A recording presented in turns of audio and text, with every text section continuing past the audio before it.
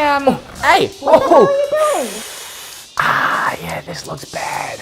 Yeah. This looks really bad. No, it's not what you think it is. Oh, it's not. It's just Pokemon. It's just a heavy dose of nostalgia and copium. I'm about to review the new Pokemon game, and I figured without this stuff, I wouldn't make it through. So I, hooked it up, IV'd the blood and all that. Is it gonna work while they're still in the box? Oh, yeah, no, I doubt it's even gonna be that strong. Yeah, no, it's just sorry, you... Come on down. Huh? Oh, wow, this is the Pokemon that I remember. It's so good. I love... Wait, what's happening? What's happening? No. Oh. No. God, okay. No, go back. Okay, no, go back. No, okay, so I got this. I don't want this. No. Oh, God, no. Wow. I guess this stuff is stronger than I thought it was. I have to be careful. When Game Freak revealed Pokemon Scarlet and Violet just days after Pokemon Arceus released, it had the entire Pokemon community like, after what feels like 7 decades of begging for an open world Pokemon game, you're telling me that we're getting 2 in the same year? Well, stroke my Machamp and blow my Jigglypuff. I had my wallet at the ready. It should have come at no surprise though, that a mega massive corporation like Pokemon could afford and have the resources to make, well, as many games as they wanted. After all, they are the world's largest franchise, even above the likes of Baby Yoda and, well, I guess also Baby Yoda? So I don't really know what we expected, but it sure as wasn't this.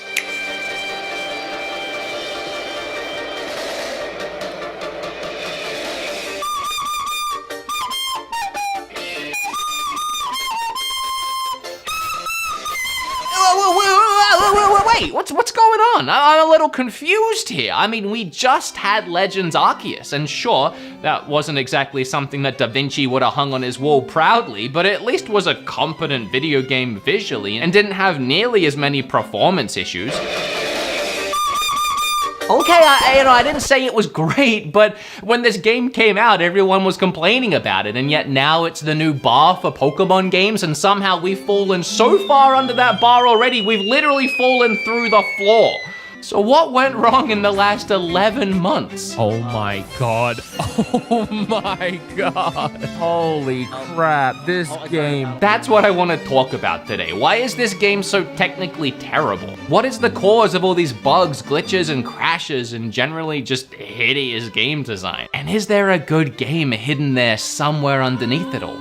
Well, not that far underneath. And with so many people pointing towards the Switch's hardware limitations being the issue, I'm beginning to wonder if we've all fallen into a state of hive mind amnesia and forgotten about other games like, I don't know, Xenoblade, Monster Hunter Rise, and even the 5-year-old launch title that was Breath of the Wild. You know, it's funny, sitting down to make this video, I couldn't help but feel like I was about to call CD Projekt out for lying or something. But the similarities are here. But why? This is the most botched state a video game has been in on release since December 10th, 2020. If you remove all the glitches and bugs from Cyberpunk, it still failed to create even a halfway enjoyable experience in its underbaked and overpromised video game. On the other hand, Pokemon Glitched and Bugged still has a lot to offer players, and yeah, that might be the heavy dose of nostalgia and copium that's currently coursing through my bloodstream, but I did manage to enjoy playing this game,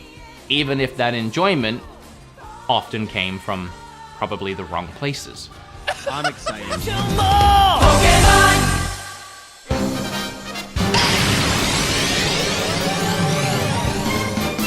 The world of Pokemon Scarlet and Violet is made from dollar store colored paper stuck together with crazy glue. This is the first true open world Pokemon game we've ever had, and Game Freak clearly struggled creating it. I've said for years that Game Freak has a really hard time innovating in their video games, both within the Pokemon franchise and then anything else they try to experiment with. And we're not gonna be talking about any of those games today because nobody likes having their dirty laundry aired about the little town. So I do respect how bold Game Freak went designing this open world, because it is truly open. You can tell they've been building towards this for a while now. Games like Let's Go introduced actually seeing Pokemon in the overworld rather than just the RNG rooting around in the grass for worms. People loved it. And wham bam, thank you Pokemon, here we are in Sword and Shield, and we got Pokemon in the overworld. They added a wild area. Pokemon Arceus was open zone. Scarlet and Violet, however, fully committed. All of these aspects came together. You have the open world, you have Pokemon as far as the eye can see, assuming that you're nearsighted, and not one, not two, but 3 branching storylines. That really is just a bunch of Pokemon battles. As great as all this sounds in concept, it begins to fall apart immediately from the start. With textures so ugly even your mum would be offended, world design that appears more unfinished than my Xenoblade 3 review, game coding that's wetter than last night's spaghetti, shadows and lighting that flicker more constantly than a toddler that just figured out what the light switch on the wall does, and overall, just really an unpleasant and amateur experience through and through. And through. Oh my god. Oh my god. Oh my god.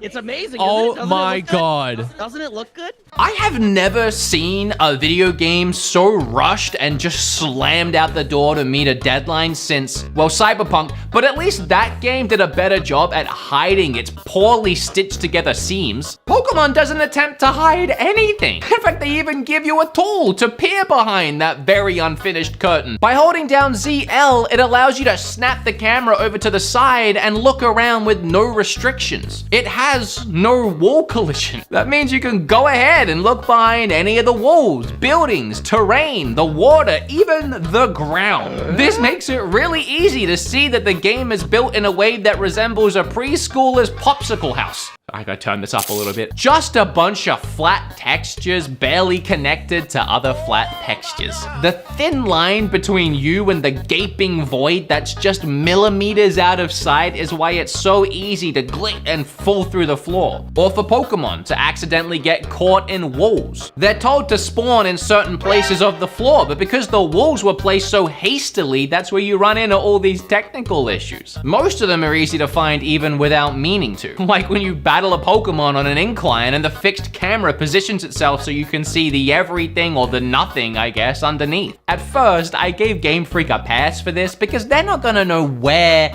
every player is going to be battling, catching, or trying to evolve a Pokemon in this world that they built, right? But as it went on and on and on and on and on like a marathon, I started to realize it was just too common of an experience to be forgiven. It even happens at times that I have no control over and Game Freak have placed me here themselves. Like this Terra Slacking who just always spawns right here and like me after Thanksgiving dinner refuses to move from this one spot they've decided is comfortable. And yet every time I try to battle it, floor glitch. Game Freak, you put this here. For me, these examples and more highlight how untested and rushed this video game was. You know, at first I thought it was nice that these trainers didn't always sprint after me and shake me down for my 10-year-old Poke Pocket money, but it became pretty clear pretty quickly that Game Freak did not want them to move at all. For the love of God, stay right there! This thing could explode at any minute. But the rush design doesn't stop there. In what has to easily be one of the laziest choices I've ever seen, a lot of the textures and terrain in this game is literally just one tile that Game Freak has Control-C'd and then Control-V'd. It's so pathetically lazy, and when you pair it up with the straight cut geometry that most of this game has, it ends up appearing more like a remastered N64 game than something new. You know, in my Cyberpunk review, I used other games like GTA 5 and Red Dead 2 to highlight how CD Projekt could have done things different or possibly better, but for this game, I don't even have to leave Game Freak's own franchise.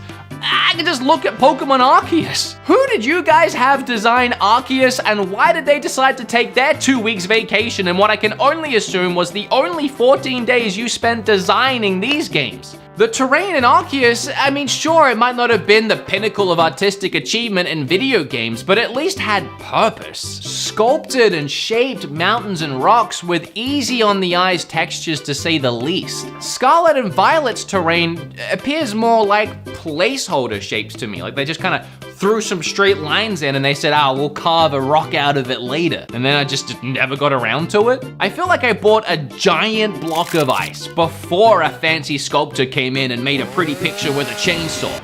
And they just sold me the ice instead and said, well, still cold.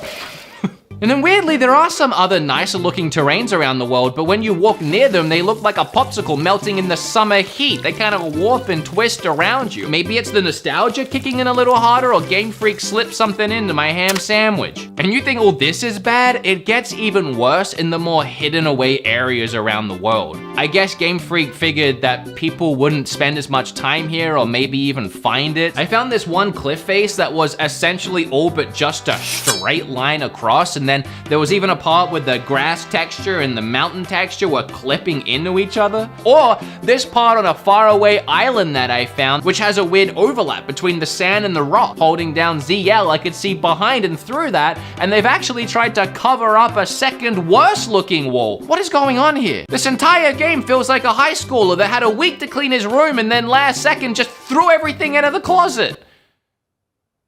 I feel like I've made that joke before. I also already mentioned the lights and shadows, but oh lord, these are completely broken. I know we've all experienced them trying to give us multiple seizures as we play, and maybe this is a subtle little nod to that one episode of the anime. But the thing I find the weirdest, in some of the battles you can play as God and change the lighting around the world by just bringing up and then closing the battle menu. Oh, and then you get to the pop-in. Yeah, we haven't even talked about this yet. This game struggles to keep from crashing every second, which is why a lot of players decide to save and close out of their game every couple hours and load it back up to kind of ease some pressure. If you can believe that's a real thing, it is, and it actually helps. Another way this game tries to ease pressure on its own is by popping out everything that's not nailed to the ground every 2 seconds. What makes even less sense is the characters don't even pop in and out like you think they would. Usually it's just based on distance, but sometimes while walking towards them, you can make them flicker like Christmas lights. Or they won't even load in all their body parts. I've seen floating heads and floating hair around the skull. While exploring the world, literal huge chunks of the terrain will pop in and out. Giant glitches will stretch the horizon. Entire farmlands will plunge into darkness like the end times are here. You know, I'm old enough to remember finding Missingo in Pokemon Red, and I remember it being a lot harder and a lot smaller. Now I found the sweet spot. It happens every time now. It's by far the laggiest, framiest, borderline unplayabliest video game I have ever actually played. It's like the frames never actually even hit 30, but it will constantly jump down to single digits and sometimes even just completely freeze for a moment or two. The technical performance of this game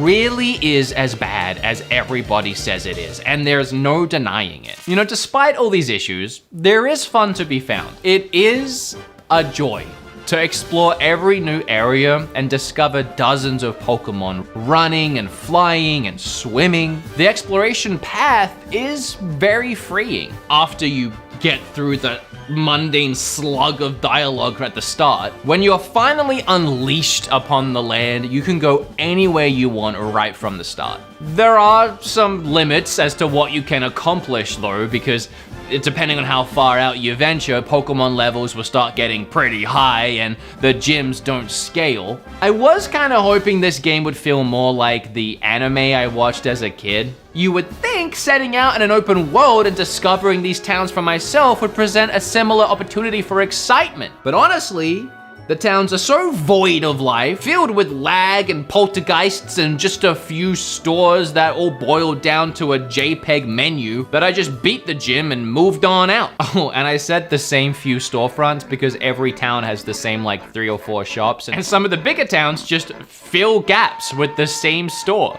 Like the very first town has 3 of the same coffee shop within eyesight, and 2 of them are right next to each other. Talk about cornering the market. I'm not sure if it was ever planned to actually go into any of the stores, but if you use the ZL tool, you can look in them, and in a couple of them, I actually found things, like there's pot plant, which makes me think maybe? I mean, they did build an entire Subway Eat Fresh for this game, but I guess they had to, since the new mechanic was making ham sammies. But they even did away with the Poke Centers and the Pokemots, and I kind of really loved going to those when I entered a new town. Now they just boiled down to 2 people standing out in the cold wind, rain, and snow all day long, waiting for me to pop out and have a conversation with them for a second. Everything was just stripped back to PNGs and JPEGs. I am gonna get a strawberry ice cream. Dude. I ate a JPEG. You walk in, you buy a couple pictures, and then you eat them maybe. You can eat the JPEGs, you big and then you just awkwardly load out of whatever store you walked into. And by awkwardly, I really mean it. This animation of leaving a store is so clunky every time. Every issue we have talked about so far is made even worse by the multiplayer. Every new person you add into your game doubles the issues you're gonna discover, all the way up to 4 people, which can slow your game down to a crawl. But you also get some fun glitches, like this one, where Scoot somehow got tied to my bike, and every time he tried to sit down on his, instead we ended up grinding camel toe.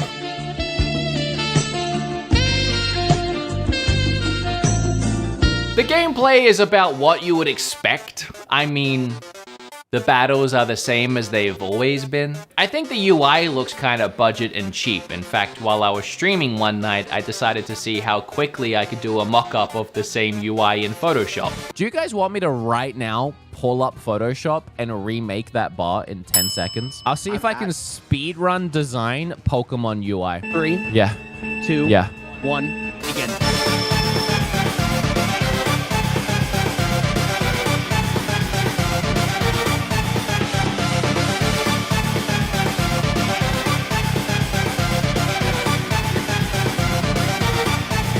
Time. 17:51. Are you 17 seconds? 17:51. Oh my god, I got 17 seconds. I wish they had kept the ability from Arceus where you could throw a Pokemon out to battle and still run around the world in the meantime. That actually might have helped the fixed camera issues we keep having. I also wish they had kept the ability to throw out a Pokeball to catch a Pokemon so I didn't have to battle it every time. I mean, come on, we're going backwards here. In place of that, you have the Let's Go feature that lets you throw out a Pokemon and it'll run around and battle a bunch of things for you, and you can run around freely, but you have no control. That is all auto now, and you get much less experience for it. So I never actually ended up using that feature. I also never made a sandwich in my entire time playing the game. I've made like 2. Finally, around the world, you can find these dens or raids where you can battle shiny Pokemon, but not the good kind of shiny, the cheap knockoff kind of shiny. These are fine. The only thing that frustrates me is just like the rest of the game, they're very broken and buggy. It doesn't feel so much like a fight between me and the raid monster, but me and the battle menu, just trying to get it to stay on screen long enough that I can quickly and desperately select my attack. I think every player sees something different, because I'll defeat a Pokemon several times and they'll keep gaining more health in a sick twist of hell. Like, get me out of this dungeon. When will it end? Also, there's no ground in any of these raid battles. Has anyone noticed?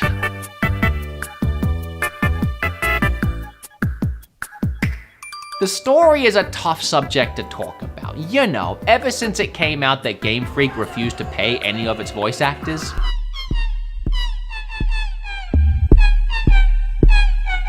You know, I wonder if not boycotting this game was the right move for all 10 million of us that bought it. Think about that.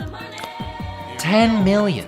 As far as this story goes, I'm a little hazy on the details. This was the first Pokemon game I decided I just didn't care. And I was gonna treat the A button like my worst enemy and just thrash it like it owed me pocket Pokemon. Sometimes I would spam that A button so much while looking at something else that when I finally looked back at the game, I saw that my character had been teabagging the ground for the last 3 minutes. My right hand might have carpal tunnel, but honestly, it was the right choice to make because the story in this game doesn't matter. Mom's house, pick Pokemon, gym battles, beat the Elite Four, roll Ed Sheeran. It's all so familiarly boring that they even named the end song after my sleepy time tea. There were very few moments I actually cared to pay attention. And then right at the end, no spoilers, shut up, go away, no spoilers, shut up. But right at the end, it got like good?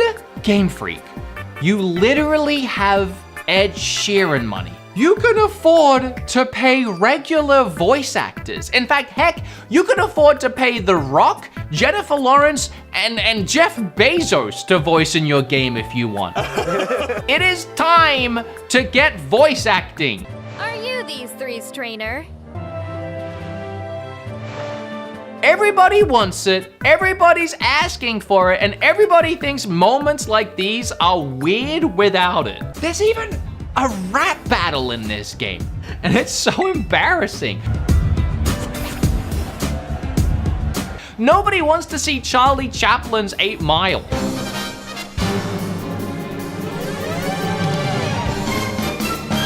Well, look at us. Who would have thought we would have got here, 30 minutes into a Pokemon review, and we haven't even talked about the Pokemon.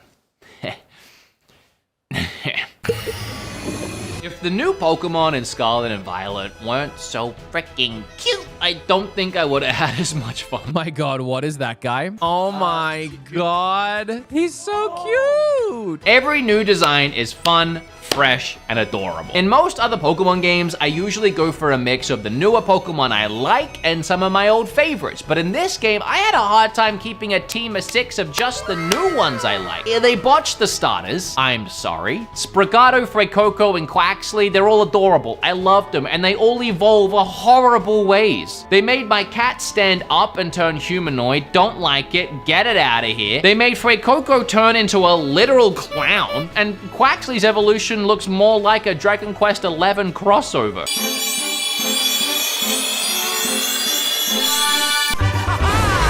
But my man LeChonk, both the Mega Mans, Master Chief, Mousehold, it's like 2 mouse, and then they get little baby mouse. There's like 4 Pokemon in the 1 Pokemon? What?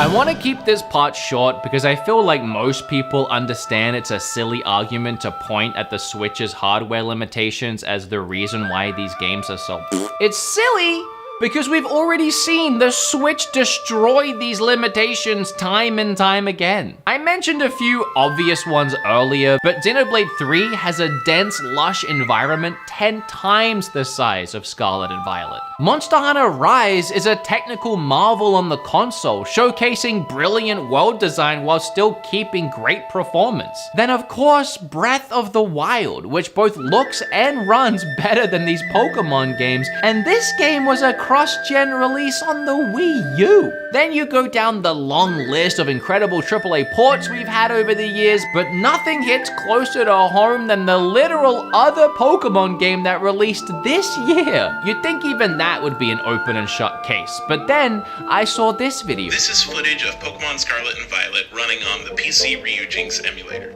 And as you can see, it runs fine.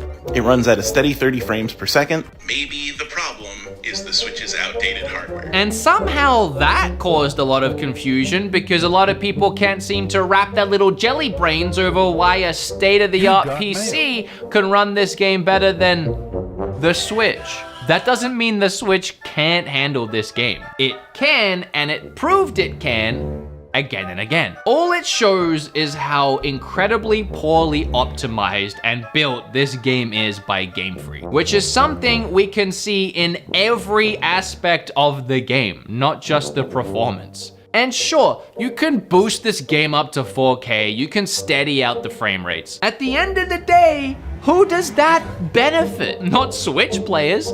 People have tried to emulate this game on a Steam Deck and it still chugs and runs at about 15 FPS. So there goes the hope of getting it running on a Switch Pro. So what do we need here? A $4,000 PC or a next-gen console to run what? This game?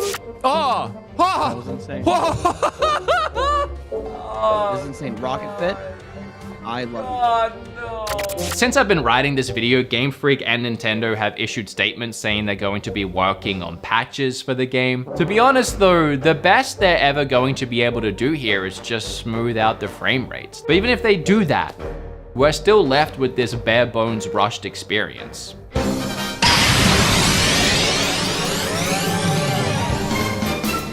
I can only speculate what went wrong since their last game. Here's my theory though. Pokemon and Game Freak make a lot of money from their video games, like a lot. Let's not discredit that like some people try to. People like to point towards the other Pokemon media and merch as their real moneymaker. But Pokemon is the third best selling video game franchise of all time, behind Mario and weirdly Tetris. It makes more money than Call of Duty, which is bizarre. Franchises like Call of Duty make all their money off the video games, and they manage to make competent releases. Okay, well that's probably not a good example, but the point still stands. Pokemon and Game Freak make an inconceivable amount of money from the video games alone, but seemingly put very little back into them every year. Why? I think I know.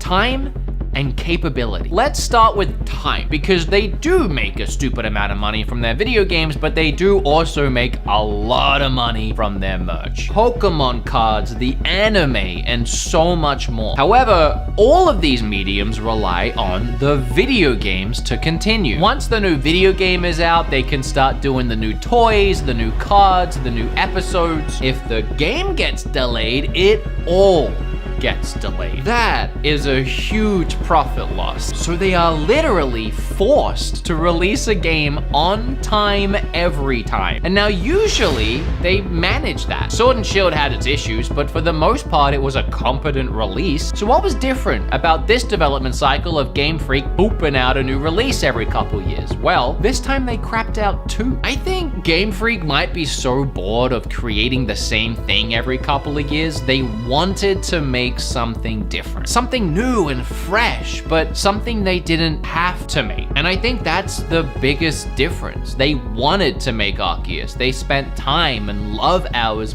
building that game. And then they released it, and then they realized they had 11 months to finish a game they had to finish. And even with all the crunch that they could possibly munch, they just didn't get it done in time. I mean, that's my theory, but I think it makes sense. The other part is just capability. They never really took that jump to 3D very well, and they don't seem to want to ask for any advice or help from anyone else in the industry. I think that's why they're filled with all these weird, cheap tactics and slapped together world design to keep the game running smooth, and even then, it's no secret that the best looking Pokemon games we've had over the years weren't made by Game Freak, and that is wild. As I wrapped up the Elite Four in Pokemon Scarlet and Violet, the game itself asked me if I even like Pokemon, and I had to wonder for a second. I mean, if this game wasn't a Pokemon game, if it was made by someone else and called something else, but was essentially exactly the same with different monsters I didn't grow up with and have no nostalgia for, would any of us even enjoy it? Or is it really only just the copium and nostalgia that keeps the cash flowing in Game Freak's direction? Like some Pokemon, I think it's finally time that Game Freak traded its development to somebody else. Because at this point, that's the only way it's going to evolve.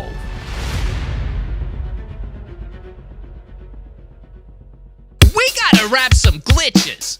Yo, you just do the singing. I'll take care of the hard part. Let's get it on. I wanted to be the best there ever was. To beat all the rest should have been the cause. All of them. Go Dicklet. camel toe, electric bill, bass salt, shutter speed, levitate, chicken wing, FPS, too high, multiply, out of here, no wall, in a wall, big guy. Glitch 'em, gotta glitch 'em all. Pokemon, there's so many glitches that await inside. So open up that wallet and swallow your pride. Copium, error dead, wet spaghetti, Irvin Flies, Christmas light, Invisibite, missing note, randomize, walk through, mega ball, upskirt, copy paste, obstacle, fancy dress, haunted house, loading phase. Glitch 'em, gotta glitch 'em all. Gotta glitch 'em all, Pokemon. Woo, we barely even started. There's like a million of these. Wait, how many? I don't think I want to rap that. Break time is over, here we go. Big boy, little boy, sick trick, tight squeeze, interact, bug eye, stanky leg, no head, B&E, no mind, Wilderbridge, rush trip, gyrate, lag line, holy shit. Gotta glitch 'em all, gotta glitch 'em all. Gotta glitch 'em all, gotta glitch 'em all. Gotta glitch 'em all, gotta glitch 'em all. Gotta glitch 'em all, gotta glitch 'em all. There's over 1,000 glitches with more to see, but you haven't seen them all until the DLC. Yeah, no, I'm done. But I can't rap. No, this is a joke. I used to like Pokemon, man. Oh, gee willikers, man. Gotta glitch 'em all. This game sucks.